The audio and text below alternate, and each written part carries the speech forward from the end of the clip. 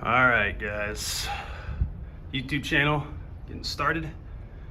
These are the key terms you want to jot down: French and Indian War, Ohio River Valley, George Washington, Fort Duquesne, Chief Tannacreson, or Half King as he's known, Battle of Jumonville Glen, Fort Necessity, Albany Plan, Moneybag Frank, Benjamin Franklin, Treaty of Paris, 1763, Pontiac's Rebellion, and Proclamation Line of 1763. Okay, so write those down. Don't forget to like and subscribe, of course. Hopefully I'm being seen. But guys, starting period 3 today. Starts in 1754, ends in 1800. 1754 is the start of the French and Indian War, also known as the 7 Years' War. We'll talk about why it was called the 7 Years' War. And then in 1800, it's an election year. Okay, we get Thomas Jefferson in the office. TJ Maxx is what we're calling him. You'll figure out why we call him that later. But let's get to it. Okay. To give y'all some context, there are a lot of colonial rivalries going on right now over land disputes in North America. We see fighting break out in North America. A number of wars would happen. But you got King William's War in 1689. That goes to 1697. This is the same King William that was married to Mary, that started the whole Glorious Revolution with the overthrow of King James II. Then we also got Queen Anne's War next, 1702 to 1713. But what they were doing was they were fighting over land in New France area, okay? And kind of like in the northern part, like upper, kind of like Great Lakes area, you could say. And they wanted this land because of the valuable rivers there. They actually were very successful in these wars. They actually conquered the St. Lawrence River and a number of others. But this ends in 1713. And the British are happy with these wars. They feel really good. And we go into this new period of salutary neglect. Okay, so you got actually the colonists fighting for the British in these wars. They aren't sending any of the British troops from the main country in Great Britain to the colonies. They're letting the colonists fight in this. And it was successful, guys. They conquered a number of land, a couple of forts that the French had, because the French are setting up a number of forts for fur trading in the area. So after these two wars, we go into this period of salutary neglect where the British kind of back off the colonists. We see colonial governments grow more powerful, and people are really just given a little bit more freedom. Right? We also see new trade being formed. We see more trade with the Caribbean, all right, for rum and all of this, and different parts of North America as well for the colonists. So they're very happy. However, in 1744, there's a group of New England colonial soldiers that want to attack New France, all right, which is Canada. And they're very successful with this. They actually, let me look back at my notes. They actually take down Fort Louisburg or Louisburg in Canada. And then this is important because it controlled access to a major river, all right, for transportation. However, after they conquered this, the colonists are happy. They feel proud of themselves for getting this land. The war ends in 1748. The British sign a treaty, all right, with the French, and they actually gave this fort, all right, and this major river that they found, the St. Lawrence, back to the French. And this ticks off the New England soldiers that were there because they worked hard for this. They felt like it was unfair. So we're really seeing some conflict among the British and the colonists early on right now. The British did this because they were focused on their claims in India right now. I mean, India, guys, it was controlled by the British for so long, all right? But they feel like their claims in India are more important than these areas in the world, okay? So we see these rivalries form. However, in the 1750s, we see tensions grow over a new area that has been disputed. A lot of the New England colonists and just honestly colonists in general believe that they have claims in the Ohio River Valley. because of King Philip's War. I mean, they still kind of feel like they should have the St. Lawrence River and a number of these other rivers around it. So they end up setting up forts there. On top of this, the French believe that they own it because they had it originally, but then we wanted it because our population is growing in the colonies and we need to expand west. In Virginia, specifically, there's a lot of wealthy Virginians living in the state, and they end up buying land claims in the Ohio country. All right, buying, it's kind of like these shady deals. We don't know how they even were able to buy it because there's still disputes over French and English claims there. But one family in particular, Virginia family, was the Washingtons. All right, and Washington's father, he had about 3,000 acres. George Washington's father had about 3,000 acres in the Ohio country, and Washington had been going there as a kid. He knew the terrain very well. All right. And as they're there, kind of scouting out all of this, you would see a number of other colonists go here and military units, and they would work to form alliances with the Native Americans. Now, the Native Americans, the majority of them were allying with the French because they had this past with fur trade. They were both benefiting from this. The French were getting wampanoag, the little shell kind of necklaces that I was telling you all about, or they could get weapons, while the French were getting fur, right, which is what they wanted. So we see these alliances quickly form. And the British, on the other hand, are trying to form these alliances as well. They end up forming some alliances with Native Americans, but we see fighting break out in 1754 among Great Britain. Right? So these are colonists that are fighting for Great Britain in North America and their native allies. And then we also see them going up against the French. Okay, so it's Great Britain versus France and their Native American allies. But this event that started in 1754 would be the start of the French and Indian War. 2 years later, there would be an event that happens in Europe. All right, so it starts in 1756 and it goes to 1763. So that's why it's called the 7 Years' War, 1763 minus 1756, 7 years. And that's when Prussia invades Saxony. All right, Saxony is it's got a little bit of Germany in it, but it has most of what is today Poland. Okay, so that's Saxony. And that starts the 7 Years' War. So this is, a lot of people believe this is our first global war because we're seeing fighting happening in the Americas and in Europe at the same time. So this map, I'm gonna add these slides on Canvas, so just be sure to look at those when you're watching this. But right here you see Prussia, they invade Saxony. And from this you see alliances form. Prussia would form an alliance with Great Britain. All right, Great Britain has also formed an alliance with Portugal. A lot of these interior countries right here, France, Spain, Austria, Hungary, Russia, Sweden, all of these are a part of the French allies. Okay, so the French actually look very powerful in this, but there is a piece of war technology or mobility that the British have that allows them to be very successful, right, in this war. And we'll talk about that later. Okay. But at the root of this, guys, was over those land disputes in the Ohio country. You'll also hear this termed the Ohio River Valley because there were a number of vast rivers there for trade and transportation. But it's right here, all right, this disputed area right here. So I was giving out kind of the big picture of the French and Indian War, and then now we're going to get into the actual events. But origins of the French and Indian War.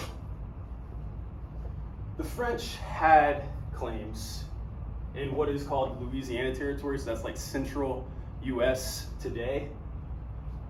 And they also had claims in New France. But most people living here, in North America, most French are living in New France. This is where the cities are, this is where the companies are. But over here, it's mostly the wild men, all right? They're French fur traders, they're explorers, and they're making these deals with Native Americans. So So they're living here. So there's only really about 60,000 Frenchmen living here, as opposed to hundreds of thousands living here in New France or Canada. And what happens is in 1752 to 1753, the French end up building a number of forts in the Ohio River Valley to control trade there along these rivers. The forts were set up on these rivers. So this ticks off a lot of people, but it really upsets the governor of Virginia because, like I said earlier, a lot of wealthy Virginians have claims in this Ohio River Valley because it's very good land to grow crops on, specifically tobacco, which is going to get you the most money in this time period. It's a big cash crop. And the governor of Virginia, Robert Dinwiddie, decides to enlist, or choose, I should say, a wealthy Virginian who is the son of Augustine Washington. And this man knew the terrain in the Ohio River Valley because his family had claims there, and this man is George Washington, also known as G-Dubs, okay? Because he gets dubs, however, he does not win to start out. All right, he does not win to start out, he's actually struggling. Like he's only 21 when he's named the commander of this small Virginia militia.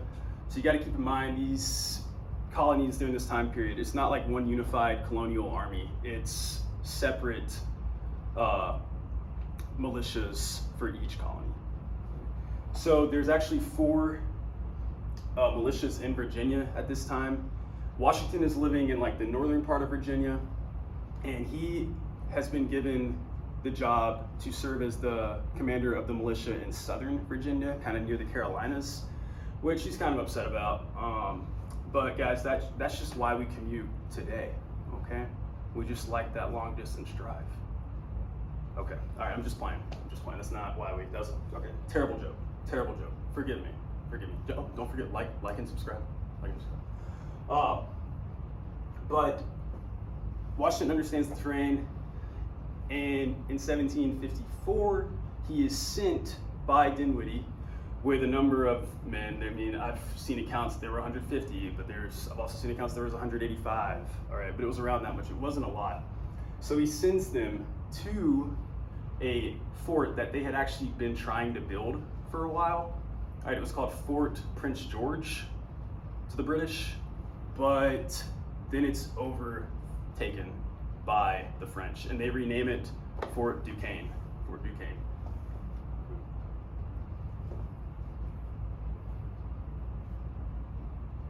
Okay, as you can see right here, Ohio River Valley, also known as the Ohio Country. It takes up states like Indiana, Illinois, West Virginia, parts of Pennsylvania as well, obviously Ohio. So this is Fort Prince George. This is what the British are working on. However, the French come in, they overtake this fort, and that's when Dinwiddie sends Washington to try to retake this fort that they were building. And that's in April 1754. Fort Duquesne is in modern day Pittsburgh. Right here, they still have an outlining of the forts here. But it's important to the British because it's where the Ohio River starts, right? It's where the Allegheny River starts, and the Monongahela, or the Allegheny River and the Monongahela meet the Ohio River. The Ohio River would go west about 900 miles, and then it would feed into a very huge river called the Mississippi River. And then the Mississippi River would then feed into the port of New Orleans, all right, and into the Gulf. So the French, obviously they want this because they have claims in New Orleans right now. We want it because we want to capitalize on trade, right? And we also want the land to expand west as our population is growing. So when Washington gets there, he sets up camp there. He begins building this little fort. It would be called Fort Necessity. And he notices that there are thousands of French guards there. There are only about 150 to 180 of him, of the Virginia militia.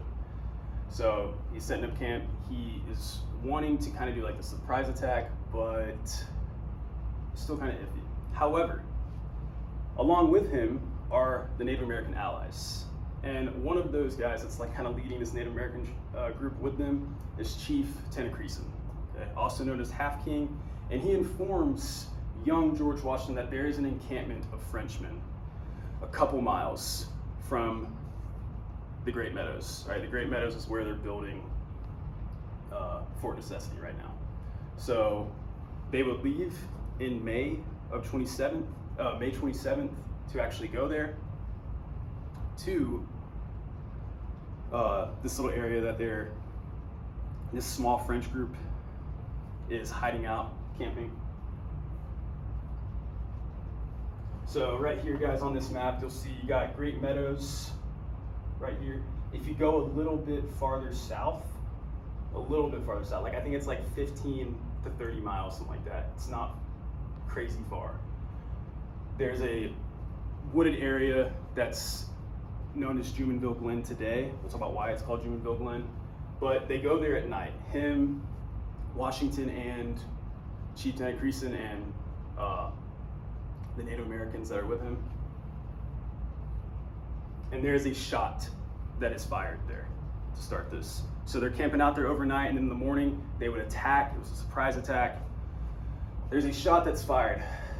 Some people believe it was George Washington that took this shot because he was eager to showcase his abilities as a young commander, but there are also other accounts that it was one of his men or it was one of the Native Americans, because even though the Native Americans are forming this alliance with the British and helping them in this war, they're doing this in their own interest, right? They're not fully in favor of what the British want to do. They want their land back. That's like the number one thing. And Chief Tennacreason also has a past with the French. But what we see is shots are fired. There's this skirmish that happens, and Chief Tennacreason and a number of his men would end up skinning the heads and killing a number of these French troops. One of those individuals, the leader of this encampment, was a guy named Joseph Jumonville. Right, Joseph Jumonville. Tennacreason kills him. However, as soon as all this happens, Native Americans flee, they bounce, and Washington is left there. The blame is put on him. All right, the French think that he has killed this General Jumonville, Joseph Jumonville. So it's not looking too good for young Washington right now. I mean, they won this battle because they killed them and the French were forced to surrender, but he has a target on his back now. Okay, because Jumonville's stepbrother is actually in North America as well, and he hears news of this because one of the other men that were in this encampment fled and spread the news of this event. And George Washington is like freaking out. He goes back. I mean, he's super desperate at this point. He goes back to Fort Necessity. Fort Necessity, guys, is terrible, terrible. Here's a picture of Jumonville Glen. Y'all can look at this on the slide. But Fort Necessity looks terrible, guys. It just looks like a bunch of fences in a circle. He gets help from other British or other militia members in the colonies, but it was not enough. He is forced to surrender. It's a terrible loss for him. He feels defeated. He feels tricked, in a sense, by these natives.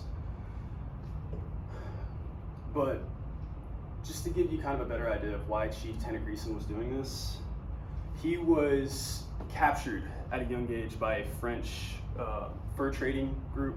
He was captured by them, and he was sold into slavery. Right? This is weird, right? Because normally we're thinking like, oh, the French are friendly with the Native Americans, which they were for the most part, but there were some events where people capitalized on slavery, and that's what happened to him. So Chief Tennacreason's captured. The people that capture him end up killing his father. All right, there are accounts of these people actually eating his father. They like cut him up and eat him, and it's, I mean, don't know how true that is, but just from what I've read, that's what it is. And he's sold to another Native American tribe, so the French are getting money from actually selling him tribe. So he's with them, and he has this strong resentment towards the French. Right? So that's why he did this. This is kind of a dramatized painting of Jumonville.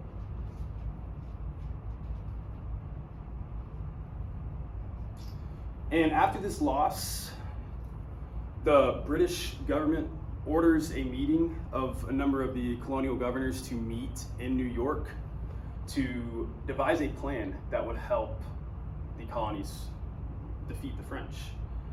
And they're talking there in New York, they're in Albany, and there's a man that comes up with a brilliant idea, and his name is Benjamin Franklin. All right, we're gonna call him Moneybags, Moneybag B. Frank. And him, along with 7 other colonial governors, believe that we should unite the colonies and set up a government that will then support all the colonies as a whole. However, this is an utter failure because the other colonial governors don't want to give up some of their power to tax in their, small colony. So it's just a power battle. They don't want to give up their power, so it never works out. All right, you can write this down in here. But they also wanted this, kind of huge colonial government that would oversee a lot of these war kind of missions, so that they could recruit troops, keep up with supplies, all of that. But the colonial governors do not agree with that, so it doesn't work out. But this is important, guys, because this is the first attempt of colonial unity in the colonies. Ben Franklin, he owned a famous newspaper company, or like a printing press. It was the Pennsylvania Gazette, and he created this political cartoon, right? And it's the first political cartoon in U.S. history.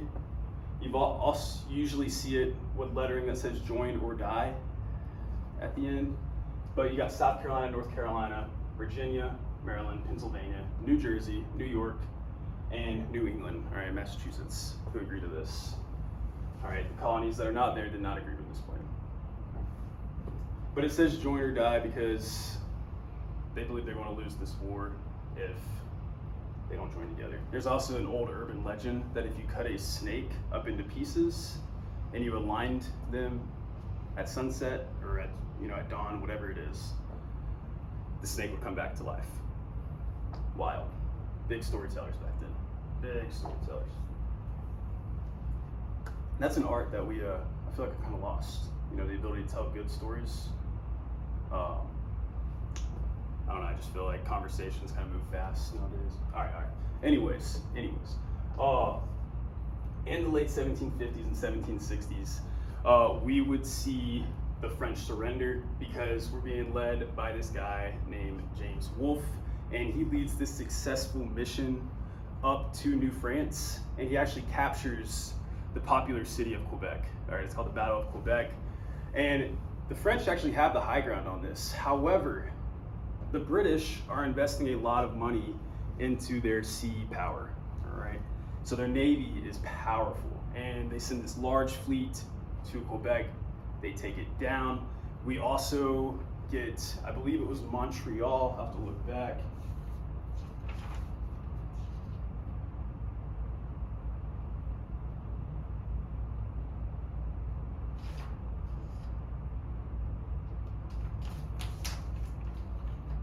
Yeah, we also get Montreal from this.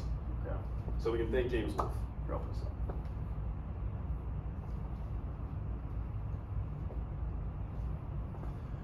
So that happened in 1760. A couple years later, they meet in Paris, and we have the Treaty of Paris of 1763. We'll talk about another Treaty of Paris later that ends the Revolutionary War, but Treaty of Paris of 1763, it did a number of things. So what we see happen is Great Britain acquired French Canada, all right, so this area over here, and we also got Spanish Florida. So Great Britain was in control of Spanish Florida for a little bit. We see that change about 20 years later.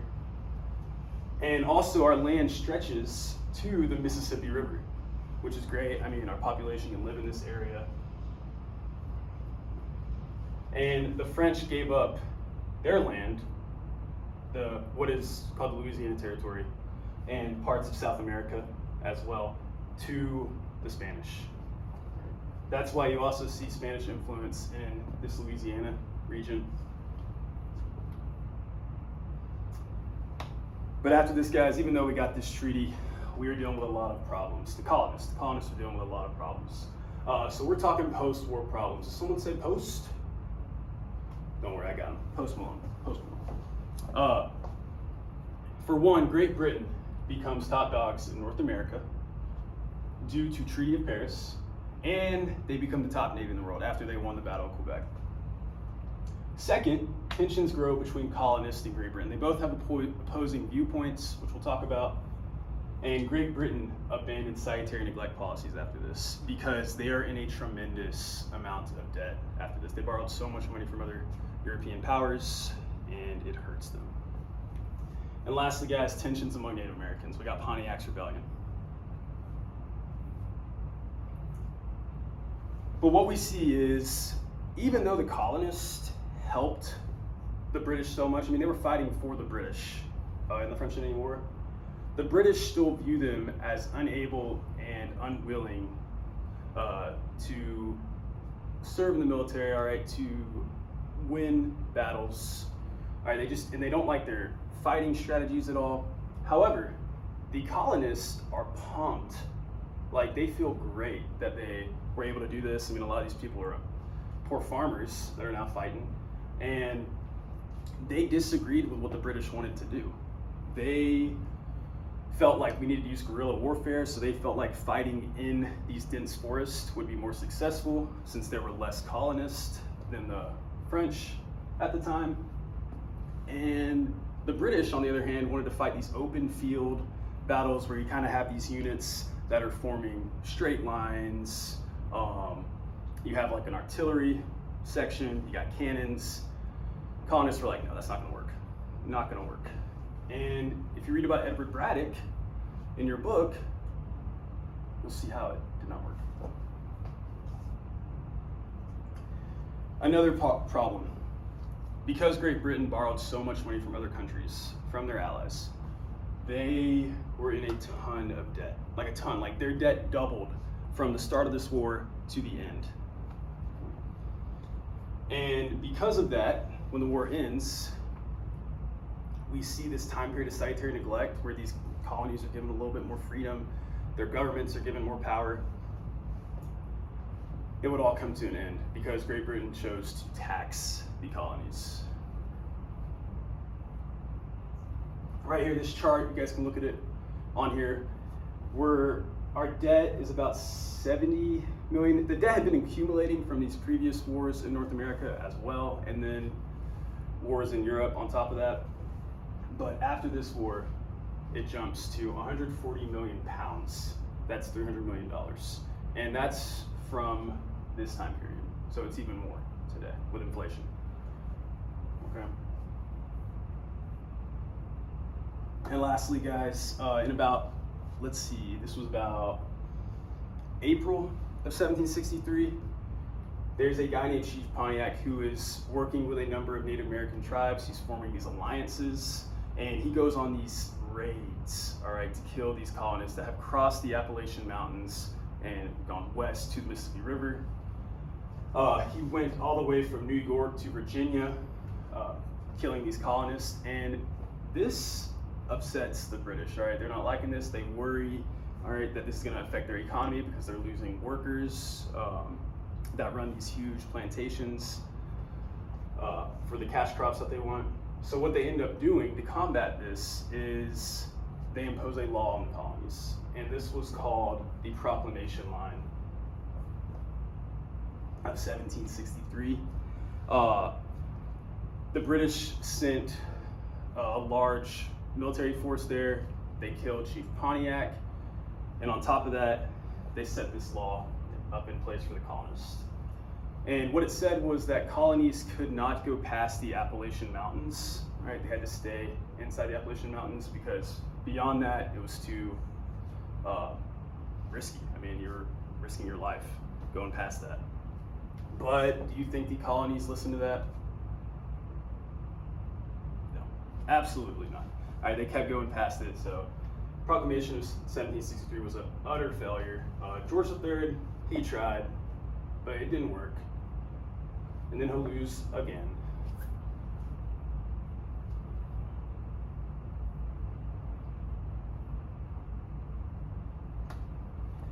And this really ticks off the colonists. This is really the first law that enrages the colonists.